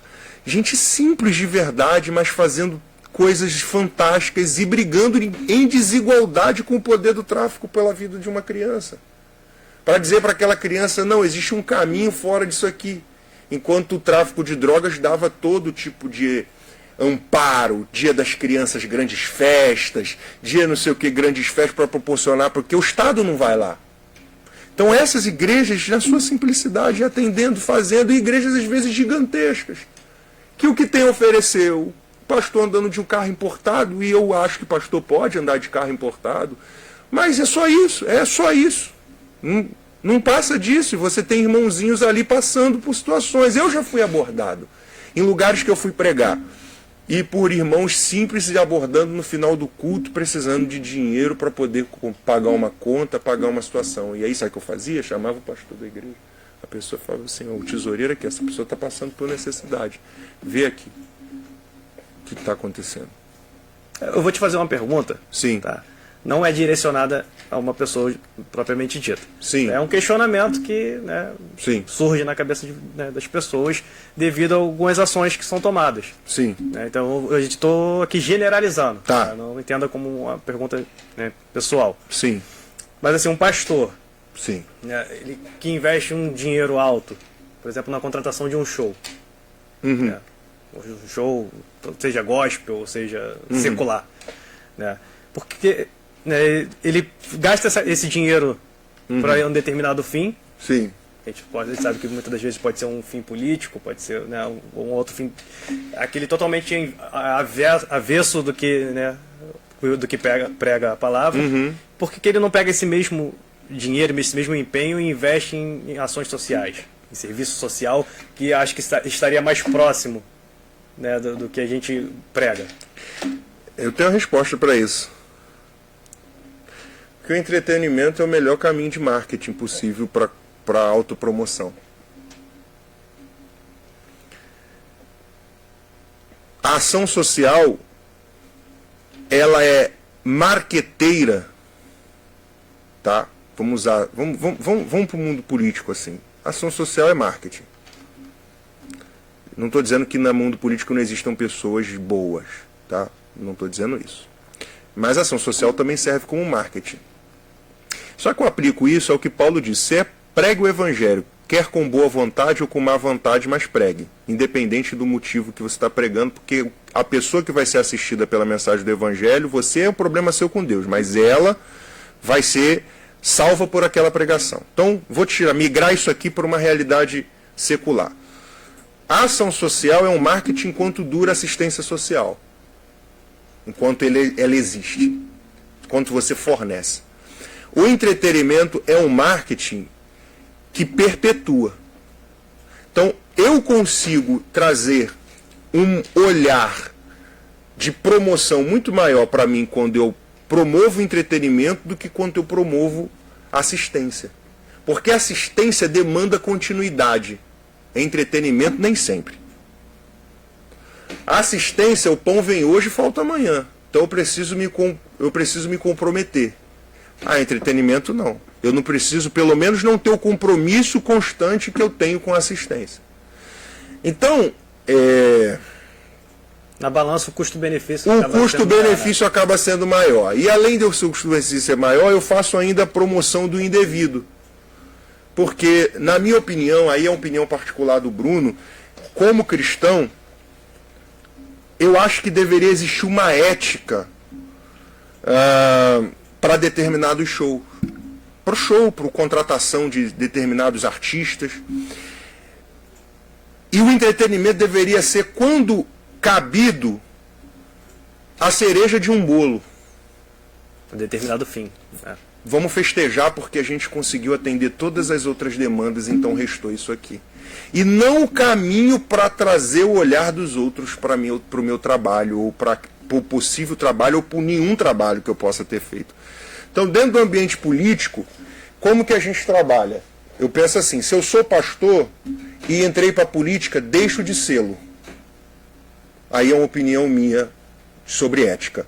Porque o pastor, ele tem valores éticos e tem confissões que ultrapassa. É igual eu estou aqui com vocês e eu estou aqui falando bem, falando de religião, estou tentando ser o mais polido possível para que meus pares de outras religiões não se sintam ofendidos pela minha pessoa. Mas quando chega na confessionalidade, eu tenho que dizer: a verdade é Jesus, que é a confissão da minha fé. Agora, se eu sou pastor e entro para a política, eu posso trazer a ética do cristianismo para a política. Mas a confissão não cabe, porque eu não pastoreio só cristãos. Eu pastoreio uma multiplicidade. E nessa multiplicidade eu sou obrigado a atender a demanda dessas pessoas. Só que eu posso atender a demanda dessas pessoas usando a ética cristã. Por quê? Bem-estar social nasce com a reforma protestante. A escola pública nasce com a reforma protestante. Os direitos humanos nasce com a reforma protestante, tem a sua primeira base lá no Sermão da Montanha. Tudo isso faz parte da ética cristã que eu posso implementar dentro da política. Então, na minha vida política, eu deixo de ser pastor para ser político e ser gestor de uma cidade que não só tem cristãos. Mas eu preciso dar prioridade à ética cristã, porque essa ética cristã não destoa de nada que seja importante para a sociedade, ela só soma. Então, quando ao invés de eu trabalhar necessidades gritantes de uma cidade, agora, você não generalizou, agora eu vou falar, Bruno, da cidade de Queimados, a cidade que eu moro aqui. Então, se eu sou gestor da cidade de Queimados, eu tenho demandas gritantes na minha vista, e eu gasto milhões com entretenimento sem conseguir dar a devida atenção para coisas gritantes, eu não estou dizendo para outras coisas. Ninguém atende tudo. Numa gestão de cidade, eu tenho gestão pública, numa gestão de cidade você não consegue atender todo mundo, você não consegue fazer por todo mundo. Não, isso é uma utopia. Isso é a utopia que deve fazer eu ter sentido, mas não tem ponto de chegada essa utopia. Não é que você atender todo mundo, mas o que é gritante não está tão gritante, aí vamos festejar. A gente está tendo aqui um bom trabalho. Mas quando eu faço assim, com demandas gritantes ao meu redor, e ainda mais se eu sustento um segmento religioso, né? Alguma coisa está errada. Eu não aponto assim, somente para o gestor. Sim. Porque como você falou, são diversas demandas. Diversas demandas. E aí você tem que dar atenção devida àquelas que têm maior peso, certo? Só que você vai deixar faltar em algum lugar. Isso aí não tem como. Não tem como. Né? Você falou de gestor público, eu também estou fazendo. Parabéns. Então você tem ali vai esquentar a cabeça. Você tem um norteamento, você vê que não tem como, é humanamente impossível você atender tudo. Sim. Então, se você vê até, se você apontar aí os próprios cantores gospel, vamos colocar aí. Eu já vi situações do cara não querer cantar porque não tinha verba para ele se apresentar. Sim. Mas peraí, né? Aí você tem um outro questionamento. Você, mas você não recebeu o dom de Deus, você não tem ele que, né? Mas enfim, isso aí você precisa sustentar e é cabível que você tenha participação, o que não é cabível o superfaturamento. O que não é cabível são as manobras que a gente sabe que acontece. É óbvio que acontece, assina recibo de um valor e recebe outro. O que não é cabível é isso. O que eu não posso me deixar é ferir a minha cristandade, vou usar essa expressão, cristandade, em função do show, do espetáculo. Porque não foi para isso que Jesus nos chamou. Ele tem o seu lugar. E eu sempre digo, eu não sou um cara totalmente avesso a algumas coisas. Você tem o seu lugar, como eu acabei de dizer, que o entretenimento tem o seu lugar.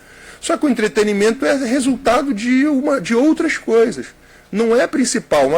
Uma cidade não se sustenta. E eu não estou dizendo aqui que sustentam a cidade com isso, tá? Deixar bem claro aqui para quem está nos ouvindo. Eu não estou dizendo que só tem isso.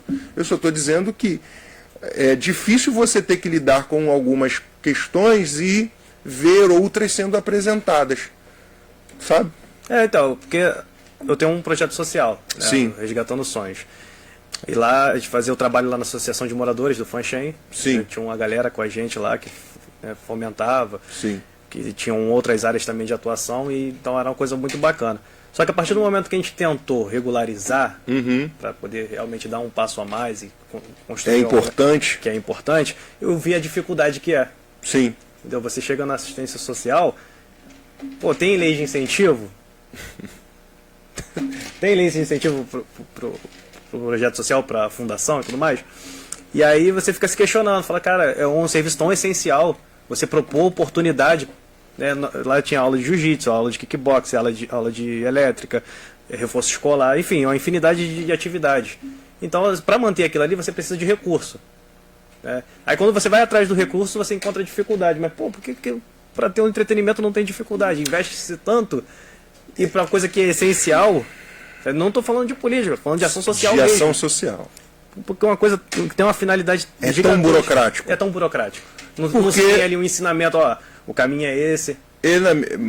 A burocracia é a má vontade, na minha opinião, de gente que não vê aquilo ali como um palanque político. Ou de gente que dificulta a realidade do outro porque acredita que o outro é o seu rival político.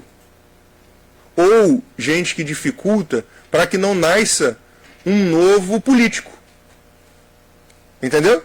Então, essa é a minha opinião, assim, essa é uma opinião conceitual minha a respeito disso. Por exemplo, eu sou do basquete, eu aprendi basquete na cidade de Queimados. Aprendi aqui. Eu fiz aula com o Augusto e com o João. João de manhã, Augusto à tarde. Eu tinha 13 anos. Comecei tarde, tá? 13 anos. Eu ia para aula de manhã e não voltava para casa para almoçar, já ficava para aula da tarde para ficar arremessando sozinho. Eu e o Pablo, eu e um amigo, Pablo, a gente fazia a mesma coisa. O único que jogava federado na época era o Lucas Mineiro, que jogava no Flamengo. E como eu estava começando, ele falou: Bruno, eu não vou te orientar aí na peneira do Flamengo não, vai na do América. E eu fui na peneira do América. Eu aprendi basquete aqui. Naquela época, a gente tinha jogos estudantis, o basquete tudo. Hoje, o número de jogadores de basquete Queimados é bem maior do que da minha época. A gente não fornece estrutura suficiente para o basquetebol na cidade de Queimados. Não fornece. Já teve jogo profissional no Colégio Metodista, que é o ginásio da cidade. Está passando por alguma reforma aí, não sei, ao que parece. As nossas tabelas lá têm pelo menos 20 anos. As nossas tabelas, nos dias de jogos da Liga Super Basquetebol, quando tem aqui na cidade de Queimados, que é a maior liga amadora do Brasil, a Liga Super Basquetebol, e eu participo dela, não tem problema nenhum falar dela, que cede alguns dos seus jogos aqui, principalmente para os times que são oriundos da cidade de Queimados. Quando a gente joga aqui, qualquer tipo de intervenção na tabela, a tabela arreia, a tabela quebra, a tabela estorce. Uma enterrada que um jogador dê, se ele, querendo ou não, puxando ou não, a tabela sai do lugar, tem que parar o jogo para coisa. Então, o investimento, estou dizendo que só no esporte. Bruno, o que você está falando do esporte? Quer falar de religião? É fácil. Vou falar então do esporte. Por quê? Porque o esporte, na minha opinião, é o melhor caminho, com exceção da religião, de reintegração social. De gerar num garoto um destino, uma vontade. Porque o cara nasce, o menino nasce, a menina nasce, sem expectativa nenhuma. O esporte gera isso, e ainda que ele não venha a ser um judoca profissional, ainda que ele não seja um lutador de Muay Thai profissional, ainda que ele não chegue, aquilo vai nortear ele para que a vida dele tenha algum sentido. Já tendo um sentido, no percurso ele se encontra. O problema é quando não tem. E aí que investimento que a gente tem? Na minha opinião, zero. A gente tem uma Vila Olímpica que concentra os esportes da cidade, mas que não tem esporte espalhado. Aí a gente pega trabalhos alternativos que querem fazer isso e não encontram facilidade para fazer. Entendeu? Sim, fato. E aí não tem como dizer o que de religioso tem nisso? Nada. Não tem nada de religioso, porque religião é caridade. Religião é dar ao outro. Religião é ajudar, é assistir, é abençoar. O que vocês ganham com isso? Dor de cabeça, que eu conheço o trabalho de vocês. Vocês ganham dor de cabeça, que está tentando ajudar a gente, não tem retorno, não tem gente para facilitar, e aí, graças a Deus, que Deus usa pessoas para abençoar. Graças a Deus que existe empresa. O GAN é a principal empresa hoje em Queimados, que, um abraço ao meu amigo Alessandro Crespo, é a principal empresa hoje em Queimados em relação a investimento no esporte. Sei que não faz mais porque não dá para fazer mais, mas a GAN hoje é a empresa que mais investe no esporte na cidade. Já patrocinou time que eu joguei de alguma maneira, com a sua estrutura, abençoando comunidades. E é importante, assim, até para finalizar, a fé move-se desse jeito. A fé move usando de forma integral a vida do ser humano, não só no ambiente espiritual, mas construindo caminhos de ajuda. O esporte é um caminho de ajuda, a assistência social é um caminho de ajuda. As atividades sociais são caminhos que auxiliam a religião. Então a igreja simples que eu falei das comunidades, são essas igrejinhas que às vezes não tem muito, mas pega um trabalho como o seu, faz aqui na igreja, abre uma porta, e não é só a igreja, outras religiões também, abre aqui, isso é fé. É a fé que move-se em função do indivíduo. E aí você citou o Alessandro, né? Sim. Aí a gente volta à questão do pão e a semente. Isso aí. Ele tem a semente. Tem a semente, tem o pão. E tem o pão. Ele pega a semente e planta a semente e ele tem o pão dele que ele também se alimenta. Ele não dá, ele não põe. O problema é que tem gente que pega o pão e planta e aí não tem para que se alimentar, ou então pega a semente e come e aí não tem como produzir mais. Perpetuar. Isso aí. Vou fazer só um paralelo aí, Sim. já que a gente entrou nesse assunto, porque a gente, né, tinha a nossa dificuldade lá no nosso trabalho, e aí apareceram várias propostas para que a gente pudesse, né, tá se aliando, né, vamos dizer assim. E você vê que sempre é política, sempre é política. O cara chega com promessa lá, te dá uma migalha, aí você acredita e você vai se frustrar, isso é certo. Vai se frustrar. Vai se frustrar sempre. Normal. Então, o recado que eu deixo, faça o trabalho social por amor. Sim. Entendeu? Faça por amor. Se tiver que fazer, faça por amor. Se for com outra finalidade, você vai se frustrar. Vai se frustrar. Vai, a não ser que você tenha a máquina na sua mão. É diferente. É diferente. Mas se for, você vai se frustrar. Eu sei bem disso. A gente tinha um projeto chamado Sacolão durante muito tempo, aqui na Igreja Metodista Queimados, e a gente tinha um grupo lá, muito bom por sinal, né? Às segundas-feiras a gente fazia um culto. Eu era responsável pela liturgia do culto, mas tinha todo um trabalho onde pessoas iam lá no Ceasa para poder colher alimento, pegar investimento e tudo mais, trazer, a gente ajudava pelo menos umas 200 famílias com bolsas de legume e tudo mais. E eu ouvi de gente, isso não dá retorno. Eu dizia assim, não dá mesmo. Não dá mesmo. Porque as famílias que chegam através do trabalho social, que tinha um culto só deles, e lotava o culto. Às vezes mais do que o culto nominal, lotava, que era o culto que eles recebiam aquela assistência.